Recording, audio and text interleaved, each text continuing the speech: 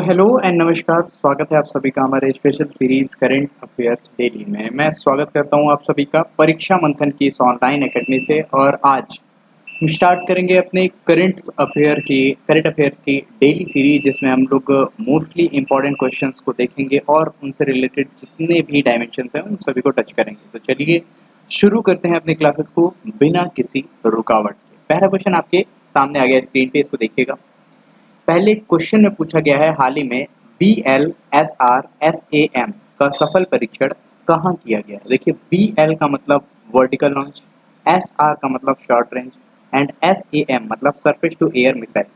इसका हाल ही में परीक्षण किया गया है ओडिशा के चांदीपुर रेंज से। देखिए ओडिशा, जिसको आप मैप में देख सकते हैं, ओडिशा यानी कि उत्कल दिवस हमेशा कब मनाया जाता है, ये मैं आपसे क्वेश्चन पूछूंगा। सिंपल सा क्वेश्चन है, इसका आप आंसर दें। कैपिटल इसकी भुवनेश्वर है एंड डिटेल आपके सामने रखी हुई है। 24 जून 2022 की न्यूज़ है। ओडिशा का जो चांदीपुर रेंज है, यहाँ पे vertically launch short range surface to air missile यानी BLSR-SAM का सफलतापूर्वक परीक्षण किया गया है। एंड भारत की तरफ से ये परीक्षण किया गया है DRDO यानी डिफेंस रिसर्च डेवलपमेंट ऑर्गेनाइजेशन के द्वारा। जब हम बात करेंगे बालासोर में, ये ITR है बालासोर का। इसमें नौसेना का एक हेलीकॉप्टर था सीकिंग 42B, इससे इसको लॉन्च किया गया और पहली बार इसका सफल परीक्षण किया गया। ध्यान रखिएगा, ये किस लिए इंपॉर्टेंट है, तो कभी भी अगर किसी भी नौसैनिक पोत पे, यानी कि जो हमारे वॉरशिप्स होते हैं, युद्धपोत होते हैं, इस पे अगर अटैक होता है तो इस अटैक से बचने के लिए, यानी वॉरशिप से दागा जाने वाला अपनी तरफ आने वाले हवाई खतरों को निष्क्रिय कर सकता है। कोई भी हवाई खतरा हो उसको ये आसानी से निष्क्रिय कर सकता है, इसलिए इसे डेवलप किया गया है DRDO के द्वारा। ओके, बात कर लेते हैं हम इससे इंपॉर्टेंट और सारी चीजें। जैसे कि ओडिशा की बात करें तो ओडिशा अभी हाल ही में MSME इंडेक्स में फर्स्ट नंबर पे आया था। सिमलीपाल भीतरकनिका नेशनल पार्क, ये ओडिशा में ही पड़ते हैं। कौन सा एक फेस्टिवल है जो हाल ही में ओडिशा में मनाया गया, ये सिंपल सा क्वेश्चन, आप तुरंत आंसर देंगे। बात करेंगे राजस्थान की तो एनर्जी कंजर्वेशन के मामले में, यानी ऊर्जा संरक्षण के मामले में फर्स्ट पोजीशन पे हमारा राजस्थान था इस बार। कर्नाटका की बात की जाए तो कर्नाटका हमारा अभी हाल ही में इंडिया इनोवेशन इंडेक्स और आयुष्मान भारत योजना के कार्यान्वयन में फर्स्ट नंबर पे रहा। बात करें आंध्र प्रदेश की तो फलों के उत्पादन के मामले में आंध्र प्रदेश फर्स्ट नंबर पे इस बार रहा था। और ओडिशा के ये किस आइलैंड से ये लॉन्च किया गया था, तो बता दूं APJ अब्दुल कलाम आइलैंड से इसको लॉन्च किया गया था, जिसका नाम पहले व्हीलर द्वीप हुआ करता था। व्हीलर द्वीप का नाम APJ अब्दुल कलाम द्वीप कर दिया गया है। नेक्स्ट क्वेश्चन की तरफ हम मूव करते हैं। विश्व का पहला तैरता हुआ शहर ओशियनएक्स बुसान, ये किस देश में स्थापित किया जाएगा। देखिए क्वेश्चन का आंसर है आपका दक्षिण कोरिया। दक्षिण कोरिया में दुनिया का पहला फ्लोटिंग सिटी यानी तैरता हुआ शहर ये बसाया जाएगा। और इसमें कुछ ऐसी डेवलपमेंट के प्रोजेक्ट रखे गए हैं, जैसे कि इसमें क्या है, ओशियनएक्स नाम का एक संयुक्त प्रयास करके इसको स्टार्ट किया गया है। किस शहर में, तो बुसान नाम के शहर के जो तट है इस पर इसे बनाया जाएगा। 2025 तक इसको पूरी तरीके से डेवलप करने की बात की जा रही है। पूरी तरीके से फ्लड प्रूफ होगा, यानी बाढ़ प्रूफ होगा। एक इंफ्रास्ट्रक्चर होगा, जोखिम को खत्म करने के लिए बहुत सारे इसमें डेवलपमेंट किए जाएंगे। सुनामी, बाढ़ और इसके श्रेणी 5 के जो तूफान होते हैं, इन सारे नेचुरल डिजास्टर यानी प्राकृतिक आपदाओं के उनको काउंटर करने के लिए ये पूरी तरीके से सही होगा और बहुत ही ज़्यादा प्रूफली इसको बनाया जा रहा है। बात करें तो छोटे छोटे आइसलैंड में इंसानों के लिए इसमें आइसलैंड को डेवलप किया जाएगा। साफ पानी की पूरी व्यवस्था की जाएगी। यहाँ तैरते हुए बाजार भी डेवलप किए जाएंगे, यानी नावों पे यहाँ पे क्या है, बाजार लगेंगे, मार्केट्स लगेंगे। एंड एक आइलैंड से दूसरे आइलैंड पे जाने के लिए यहाँ पे नाव की, यानी कि स्पेशल बोट्स की व्यवस्था की जाएगी। बात कर लेते हैं दक्षिण कोरिया, तो इसकी कैपिटल क्या है, सियोल है। बात करें यहाँ की मुद्रा तो दक्षिण कोरियाई वॉन इसकी मुद्रा है। एंड मून जे इन ये पहले इसके राष्ट्रपति थे, अभी यून सुक योल इसके राष्ट्रपति हो चुके हैं, तो इसको ध्यान रखेंगे। यून सुक योल नए राष्ट्रपति हो चुके हैं प्रेजेंट टाइम में साउथ कोरिया के। ओके, आगे हम नेक्स्ट क्वेश्चन की तरफ डील करते हैं। हाल ही में आईबी यानी कि इंटेलिजेंस ब्यूरो के नए प्रमुख कौन बनाए गए हैं। चार ऑप्शन, अरविंद कुमार, तपन कुमार डेका, SS मुंद्रा या PK मोहंती। और आंसर हो जाएगा आपका तपन कुमार डेका, जिनकी इमेज आप लोग अभी देख सकते हैं। इनको हम लोग अभी डील कर लेते हैं। देखिए तपन कुमार डेका जो है, इनको हाल ही में इंटेलिजेंस ब्यूरो यानी कि IB के नए प्रमुख के रूप में चुना गया है। बात करें किसकी जगह लेंगे, तो अरविंद कुमार जी की जगह लेंगे ये। एंड 30 जून को इनका कार्यकाल समाप्त होगा, तो अगले 2024 तक के तपन कुमार डेका को IB यानी इंटेलिजेंस ब्यूरो के प्रमुख के रूप में चुना गया है। आईबी जिसकी स्थापना 1887 में की गई थी, 1987 में की गई थी, न्यू दिल्ली में से क्या है, हेडक्वार्टर स्थित है। एंड बात करें तो ministry of personnel public grievances and pensions इसकी तरफ से जारी एक आधिकारिक आदेश के तहत इन्हें आईबी के मौजूदा चीफ का पद दिया गया है। इसी के साथ एक और नाम याद रखते रहेंगे, रॉ के चीफ जो सामंत कुमार गोयल थे, इनका कार्यकाल फिर से एक्सटेंड कर दिया गया है, इनके टाइम पीरियड को फिर से बढ़ा दिया गया है, तो इनका नाम आप याद रख सकते हैं। बात करें एस एस मुंद्रा की, तो ये बॉम्बे स्टॉक एक्सचेंज के हाल ही में प्रमुख के रूप में चुने गए हैं। पी के मोहंती का नाम याद रखते रहेंगे, प्रेजेंट टाइम में भारत के जो लोकपाल हैं, केंद्रीय लोकपाल, ये पी के मोहंती चुने गए हैं, बनाए गए हैं, नियुक्त किए गए हैं। ओके, अगले क्वेश्चन की तरफ अब हम मूव करेंगे और क्वेश्चन हमारे सामने है। हाल ही में एनआईए यानी नेशनल इन्वेस्टिगेशन एजेंसी, इसके नए महानिदेशक चुने गए हैं। क्वेश्चन ये है कि नए महानिदेशक किसे चुना गया है, परमेश्वरन अय्यर, सुमन बेरी, कुलदीप सिंह या दिनकर गुप्ता।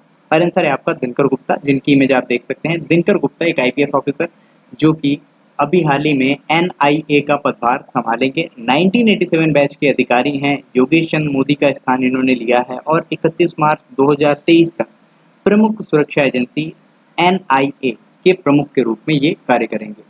आगे हम बात कर लेते हैं किसकी जगह लेंगे, तो योगेश चंद्र मोदी की जगह लेंगे और रिलेटेड और सारे ऑप्शंस को हम डील करेंगे। खैर एनआईए की बात करूं आपको, देश भर में जो आतंकवाद के मामले होते हैं यानी जो टेररिज्म के मामले होते हैं, इनको डील करने के लिए एनआईए कार्य करता है।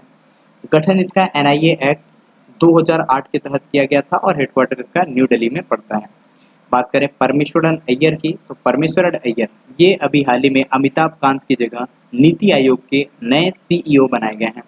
बात करें सुमन बेरी की, तो नीति आयोग के नए उपाध्यक्ष सुमन बेरी चुने गए हैं। बात करें कुलदीप सिंह की, तो ये कुलदीप सिंह जो हैं, इन्हीं की जगह पे दिनकर गुप्ता ने क्या है, मतलब एक तरीके से टेक ओवर किया, हाल में ये कहा गया था। खैर कुलदीप सिंह को ध्यान रखेंगे, बाद में हम लोग इनको डील करेंगे। ओके, सॉरी, योगेश चंद्र मोदी की जगह लेंगे। नेक्स्ट क्वेश्चन की तरफ अब हम मूव करते हैं। क्वेश्चन है, किस देश की उच्च सदन के द्वारा हाल ही में गन कंट्रोल बिल पारित किया गया। तो देखिए गन कंट्रोल बिल ये भी हाल ही में अमेरिका में पारित किया गया और यहाँ पे कुछ इंपॉर्टेंट चीज़ें आप लोग ध्यान रखेंगे। सबसे पहले तो उच्च सदन की बात कर लेते हैं। अमेरिका में जो पार्लियामेंट, जैसे कि इंडिया में पार्लियामेंट होती है, तो अमेरिका में कांग्रेस उसे बोलते हैं, जिसे हम लोग संसद के नाम से जानते हैं। और भारत में लोकसभा होता है निम्न सदन और राज्यसभा होता है उच्च सदन। इसी तरीके से जब हम अमेरिका की बात करेंगे, तो जब हम बात करेंगे हाउस ऑफ रिप्रेजेंटेटिव, तो ये होता है लोकसभा के बराबर यानी कि निम्न सदन। और बात करेंगे सीनेट की, तो सीनेट होता है हमारा राज्यसभा के बराबर यानी उच्च सदन। और ये उच्च सदन के द्वारा पारित हुआ है यानी कि ये सीनेट के द्वारा पारित हुआ है। तो अगर कंफ्यूज करने के लिए आपसे क्वेश्चन पूछा जाए तो भी आप समझ सकते हैं, सीनेट किसके बराबर, राज्यसभा के बराबर, यानी कि अपर हाउस होता है अमेरिका का।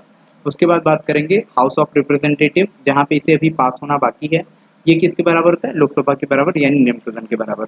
और पार्लियामेंट को क्या बोलते हैं अमेरिका में, अमेरिका में पार्लियामेंट को कांग्रेस के नाम से जाना जाता है। ओके, तो गन कल्चर बहुत पहले से ही चला आ रहा था, उसके बारे में बात की जाए तो इसको कई बार 2008 में एक बार, फिर 2000 अभी 6 साल पहले भी इसको हटाने के लिए कई सारी मांग आई थी, बार बार ये खारिज होता जा रहा था। लेकिन प्रेजेंट टाइम में जब ये देखा गया कि गन कल्चर की वजह से, गन कल्चर की वजह से क्या मतलब, सेकेंड अमेंडमेंट जो हुआ था अमेरिका की कॉन्स्टिट्यूशन में, इसमें गन रखना सबके लिए लीगल कर दिया गया था। और गन रखने की वजह से यहाँ पे अपराध बहुत सारे बढ़ रहे थे। आतंकवाद से अगर 30 लोग मारे जाते हैं, तो उससे कहीं ज़्यादा, कईयों हजार लोग जो हैं ये मारे जाते हैं गन कल्चर की वजह से, सबके पास इजीली गन अवेलेबल होने की वजह से। जैसे इंडिया में आपको गन लेना होगा तो आपको बहुत सारी फॉर्मेलिटीज़ पूरी करनी होंगी, लाइसेंस एक्सेट्रा लेने होंगे। लेकिन अगर आप अमेरिका में रहते हैं तो आपको बस सिंपली मार्केट जाना है, कोई भी गन उठा लेना है, अपने हिसाब से अपने समझ से उसको लेकर के आप यूज़ कर सकते हैं, अगर आप बालिग हैं यानी कि एडल्ट हैं तो। ओके, बात कर लेते हैं हम लोग अमेरिका की। तो अमेरिका की कैपिटल क्या है, Washington DC. And Joe Biden present time में 46वें राष्ट्रपति हैं। कमला हैरिस यहाँ की उपराष्ट्रपति प्रेजेंट टाइम में हैं। ठीक है, ये सब कुछ आपने पढ़ लिया होगा उम्मीद है। एंड नेक्स्ट क्वेश्चन पे जाने से पहले कुछ देख लेते हैं, यूएस गन लॉ और पॉलिसी क्या है। तो ये यूएस कॉन्स्टिट्यूशन का सेकेंड अमेंडमेंट था। इसके तहत यूएस सिटीजन को सिक्योरिटी के लिए गन रखने का अधिकार दिया गया है। न ही सिर्फ यूएस स्टेट और यूएस टेरिटरी को ही अपना पूरा गन लॉ बनाने का भी हक है, अलग अलग प्रोविंसेस अलग अलग लॉज भी बना सकते हैं। 18 साल का कोई भी अगर अमेरिकन है तो उससे जो है स्टेट का लाइसेंस, डीलर से राइफल और शॉटगन खरीदने का अधिकार है। 21 साल का होने पर वो हैंडगन भी खरीद सकता है। ओके, इस अधिकार को कब छीना जाता है, तो अगर कोई किसी भी क्राइम का दोषी हो, मेंटली बीमार हो या नॉन यूएस सिटीजन हो तो उसको गन रखने का अधिकार नहीं दिया जाता है। लॉ के खिलाफ सुप्रीम कोर्ट में मामला 2008 में भी पहुंचा था, अभी 6 साल पहले भी ये मामला पहुंचा था, लेकिन अभी जाकर के इसको सीनेट ने हाल ही में मतलब पूरी तरह से एक बार पारित कर दिया है उच्च सदन ने। निम्न सदन भी इसे पारित कर देता है तो फिर ये जाएगा प्रेसिडेंट ऑफ अमेरिका के पास और वहां पे साइन होने के बाद ये लॉ बन जाएगा कि अमेरिका में गन रखना अब सिंपल नहीं होगा, उसे लाइसेंस की जरूरत पड़ेगी। खैर देखते हैं आगे क्या होता है। अमेरिका ने तो अभी हाल ही में ये भी घोषणा की थी, एक और बिल लेकर के आया था जिसके तहत दिवाली को राष्ट्रीय अवकाश घोषित करने की मांग की गई थी। खैर चलते हैं अगले क्वेश्चन की तरफ। ये सब कुछ आपने देख ही लिया होगा जो आपके लिए इंपॉर्टेंट है। अगले क्वेश्चन की तरफ हम मूव करते हैं और एक बात याद रखते रहेंगे, अमेरिका, मैक्सिको एंड कनाडा ये तीनों इस बार का फीफा होस्ट करने वाले हैं। फीफा जो फुटबॉल का टूर्नामेंट हो रहा है, मेंस वर्ल्ड कप, इसको होस्ट करने वाले हैं। ओके, हाल ही में रणजी ट्रॉफी 2022 का विजेता कौन सा देश, कौन सा राज्य रहा, ये ध्यान रखते रहेगा। रणजी ट्रॉफी जो है ये क्रिकेट से रिलेटेड है और मुंबई को 6 विकेट से हरा करके पहली बार मध्य प्रदेश ने पहली बार महाराष्ट्र को 6 विकेट से हरा करके पहली बार मध्य प्रदेश फर्स्ट पोजीशन पे है। ये पहला इसका रणजी ट्रॉफी था और क्रिकेट के मामले में बहुत ही ज़्यादा पॉपुलर टीम, बहुत ही ज़्यादा पॉपुलर ट्रॉफी है ये। इसके बारे में बात करें तो इससे पहले मध्य प्रदेश की टीम एक बार और 1998-99 में कर्नाटका को 96 रन से हराया था, लेकिन लास्ट में जाकर के जीतने का, रणजी ट्रॉफी जीतने का सपना इनका पूरा नहीं हो पाया था। ओके, और ऑप्शंस को हम लोग देख लेते हैं। जैसे कि इस बार का आईपीएल हमारे गुजरात टाइटंस ने जीता था। बात करें हिमाचल प्रदेश की तो हिमाचल प्रदेश ने क्रिकेट का एक टूर्नामेंट का जो कप होता है, जो एक ट्रॉफी होती है, कौन सी ट्रॉफी, तो अभी हिमाचल प्रदेश ने विजय हजारे ट्रॉफी जो है 2021 की, इसको जीता था। तमिलनाडु की बात करें तो सैयद मुश्ताक अली ट्रॉफी 2021 का जो क्रिकेट से रिलेटेड है, ये तमिलनाडु ने जीता था। ओके, नेक्स्ट क्वेश्चन की तरफ हम मूव करते हैं। उससे पहले रणजी ट्रॉफी की बात बता दूं आपको, 1934-35 में स्थापना हुई थी। 87 वर्ष में पहली बार 2021 में इसका आयोजन नहीं किया गया था कोविड-19 की वजह से, और 2022 में जब आयोजन हुआ तो मध्य प्रदेश फर्स्ट बार इसमें विजेता रहा। बात करें मध्य प्रदेश की तो कैपिटल इसका भोपाल है। इंदौर जो कि इसका वाटरफ्रंट शहर के रूप में जाना जाता है, भारत का सबसे स्वच्छ शहर के रूप में भी जाना जाता है। बात करें मध्य प्रदेश की तो यहीं पे है कुनो नेशनल पार्क, और कुनो नेशनल पार्क में साउथ अफ्रीका से लाए गए चीतों को बसाया जाएगा, ऐसी घोषणा की गई थी। शिवराज सिंह चौहान यहाँ के चीफ मिनिस्टर है और मंगू भाई छगन भाई पटेल यहाँ के राज्यपाल हैं। भारत की पहली नदी जोड़ो परियोजना, ये कौन सी नदी जोड़ो परियोजना है, मध्य प्रदेश से रिलेटेड है, नाम क्या है इसका, कमेंट सेक्शन में आप लोग तुरंत बताएं। अगला क्वेश्चन है, हाल ही में केंद्रीय वाणिज्य एवं उद्योग मंत्री पीयूष गोयल के द्वारा किस देश में मैंगो फेस्टिवल का उद्घाटन किया गया है? बेल्जियम, मॉरिशस, केन्या या जॉर्जिया? और आंसर हो जाएगा आपका बेल्जियम। देखिए बेल्जियम में अभी हाल ही में, देखिए बेल्जियम यहाँ पे आपका पड़ेगा ग्रीन कलर के, जो आप इमेज को देख रहे हैं, जर्मनी के पास में, ठीक है। तो बेल्जियम की जब हम बात करते हैं, बेल्जियम जिसकी कैपिटल ब्रुसेल्स है, नाटो का हेडक्वार्टर भी यहीं पे है, एंड यहीं पे केंद्रीय वाणिज्य मंत्री एवं उद्योग मंत्री जो हमारे पीयूष गोयल हैं, इनके द्वारा मैंगो फेस्टिवल का उद्घाटन किया गया। इसके पीछे का रीज़न ये था कि जितने भी इंडियन मैंगोज़ हैं, जो जीआई टैग, लगभग 12 जीआई टैग वाली वस्तुओं का प्रदर्शन भी किया गया यहाँ पे, इनकी मार्केटिंग को इंटरनेशनल लेवल पे या यूरोप के बाजार में सबको जागरूक करने और सबको इसके बारे में बताने के लिए इसका आयोजन हाल ही में किया गया था मैंगो फेस्टिवल का। कहाँ पे? ब्रुसेल्स, बेल्जियम की कैपिटल में, ये ध्यान रखेंगे। बेल्जियम यूरोप का एक बहुत ही इंपॉर्टेंट कंट्री के रूप में जाना जाता है। बात करें यहीं पे कुछ और मैंगोज़ को जो शो ऑफ किया गया था, ये सब तो आप लोगों ने देख ही लिया। बात करते हैं और सारी चीज़ों की, जैसे कि मॉरिशस की बात करें तो अभी हाल ही में नरेंद्र मोदी ने सुप्रीम कोर्ट भवन का यहीं पे उद्घाटन किया था मॉरिशस में। केन्या की बात करें तो हमारे विदेश मंत्री एस जयशंकर केन्या में जाकर प्रधानमंत्री संग्रहालय का उद्घाटन किया था इन्होंने। एंड एस जयशंकर साहब भी जब जॉर्जिया में गए थे तो जॉर्जिया में गांधी प्रतिमा का एक अनावरण किया गया था एस जयशंकर जी के द्वारा। अगला क्वेश्चन है, हाल ही में डब्ल्यूजीसी यानी वर्ल्ड गोल्ड काउंसिल के द्वारा जारी golden refining and recycling report 2021 में ग्लोबल गोल्ड रिसाइकलिंग में भारत की रैंकिंग क्या रही? यानी कुल मिला जुला करके भारत ने कितनी गोल्डन, जो ग्लोबल लेवल पे जो गोल्ड है, इसका रिसाइकलिंग किया? तो रिसाइकलिंग के मामले में भारत की पोजीशन 4th नंबर पे आ गई है। और अगर बात करें फर्स्ट पे, तो फर्स्ट पे हमारा कौन सा रहा? फर्स्ट पे हमारा चाइना रहा। चाइना ने कुल 168 टन सोने का इस्तेमाल किया और रिसाइकलिंग की, 2021 की बात कर रहे हैं। दूसरे नंबर पे इटली रही, कितने टन? तो 80 टन के साथ। तीसरे नंबर पे अमेरिका रहा 78 टन के साथ, और चौथे नंबर पे हमारा इंडिया रहा 75 टन, यानी कि पूरे 75 टन सोने को रिफाइनिंग करने के मामले में।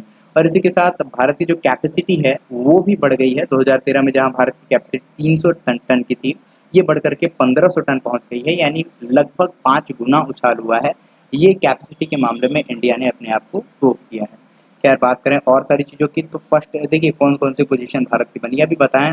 स्टील उत्पादन और चावल उत्पादन में तो भारत की पोजीशन दूसरी है, फर्स्ट नंबर पे चाइना दोनों जगहों पे है। बात करें हम प्रेजेंट टाइम में सैन्य खर्च के मामले में, तो फर्स्ट नंबर पे यूएसए, सेकंड नंबर पे चाइना और थर्ड नंबर पे हमारा भारत आ जाता है सैन्य खर्च यानी कि डिफेंस एक्सपेंडिचर के मामले में। कार्बन उत्सर्जन के मामले में फर्स्ट नंबर पे चाइना, सेकंड नंबर पे यूएसए और थर्ड नंबर पे हमारा इंडिया आ जाता है। स्टील और चावल के उत्पादन तो हम लोगों ने देख लिया। साइबर सिक्योरिटी इंडेक्स की बात करें तो भारत की पोजीशन 10वीं रही और फर्स्ट नंबर पे इसमें यूएसए यानी कि अमेरिका रहा। फॉरेक्स रिजर्व की बात करें तो भारत की पोजीशन 4थी रही और फर्स्ट नंबर पे इसमें चाइना रहा। तो ये कुछ इंडेक्सेस थे जिनको आप लोग ध्यान में रख सकते हैं। ओके, नेक्स्ट क्वेश्चन आपके सामने है। 2023 की बात करें तो G20 बैठकों की मेजबानी किस देश के द्वारा की जाएगी, ये आपका क्वेश्चन है। और आंसर है देखिए भारत के द्वारा। तो जो आपका 2023 यानी 2023 की G20 की बैठक है, इसकी मेजबानी की जाएगी। और बहुत ही ज़्यादा इंपॉर्टेंट मैटर क्या है कि यहाँ पे G20 शिखर सम्मेलन की बैठक में एक बड़ी घोषणा कर दी गई इंडिया की तरफ से। इंडिया ने कहा कि इन बैठकों में कुछ बैठक जो हैं वो हम श्रीनगर में भी आयोजित करेंगे, यानी कि कश्मीर के श्रीनगर में इसका आयोजन होगा।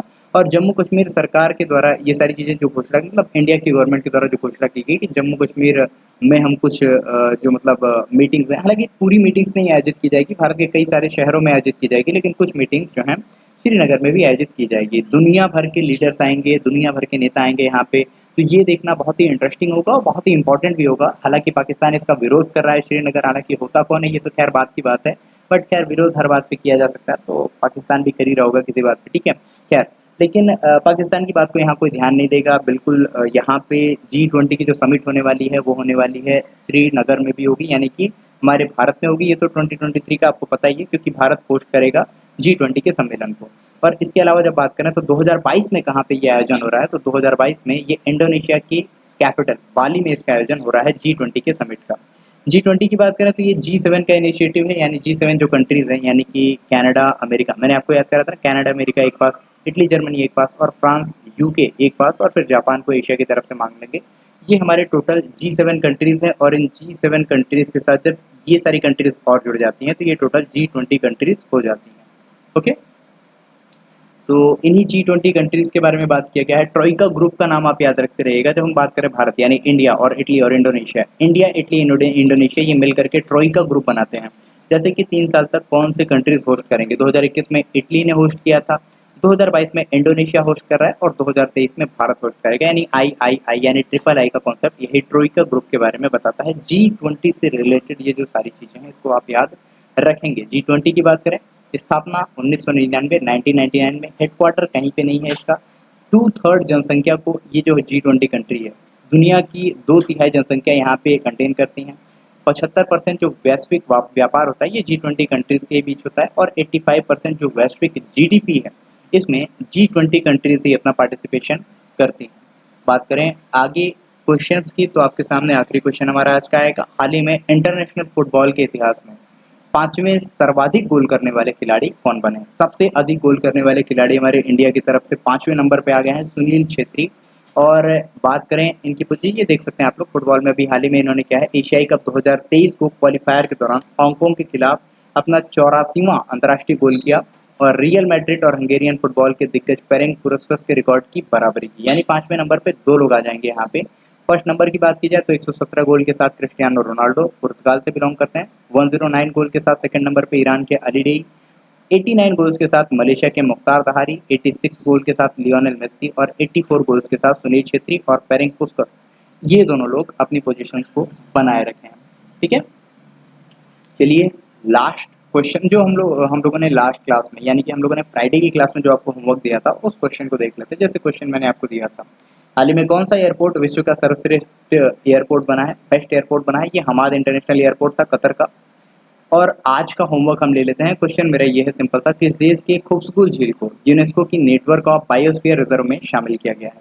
इराक, मंगोलिया, यूएसए या फिर रशिया? आंसर कीजिएगा, आपके आंसर का वेट करूंगा मैं एंड देखना चाहूंगा कितना डिटेल में आप लोग आंसर दे सकते हैं।